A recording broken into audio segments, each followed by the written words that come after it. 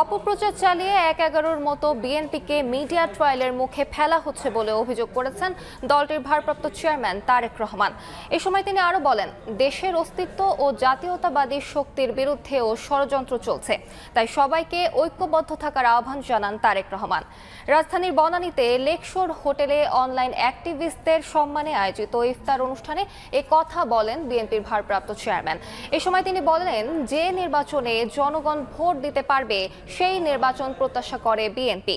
একই অনুষ্ঠানে দলটির মহাসচিব মির্জা ফখরুল ইসলাম আলমগীর বলেন, জুলাই আন্দোলনে বিজয়ী হলেও যুদ্ধ এখনো শেষ হয়নি, তাই দেশের বিরুদ্ধে যে ষড়যন্ত্র শুরু হয়েছে তার বিরুদ্ধে যুদ্ধ করে চক্রান্ত ব্যর্থ করে দিতে হবে।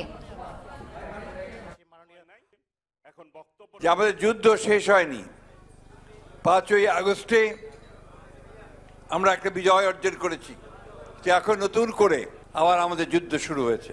এই যুদ্ধ হচ্ছে আমাদের অস্তিত্বের, এই যুদ্ধ হচ্ছে আমাদের রাজনীতির, এই যুদ্ধ হচ্ছে আমাদের জনগণকে তার অভীষ্ট লক্ষ্যে পৌঁছে দেওয়ার। ষড়যন্ত্র শুরু হয়েছে, চক্রান্ত শুরু হয়েছে, সেই চক্রান্তকে ব্যর্থ করে দিয়ে আমাদের যোদ্ধারা তারা পারবেন এই যুদ্ধে জয়ী হতে, এই বিশ্বাস আমার আছে। বাংলাদেশের গণতন্ত্রের ভিত্তির বিরুদ্ধে যে ষড়যন্ত্র ছিল, একটি ষড়যন্ত্র আবারও শুরু হয়েছে। নিশ্চয়ই আপনারা খেয়াল করেছেন, বিগত কিছুদিন যাবত আগামীতে যদি একটি স্বচ্ছ নিরপেক্ষ নির্বাচন হয়, বাংলাদেশের অধিকাংশ মানুষের, অধিকাংশ ভোটারের সমর্থন এই দল পাওয়ার সম্ভাবনা যত বেশি উজ্জ্বল হয়েছে, তত বেশি দেখেছেন বিএনপিকে মিডিয়া ট্রায়ালের সম্মুখীন করা হচ্ছে।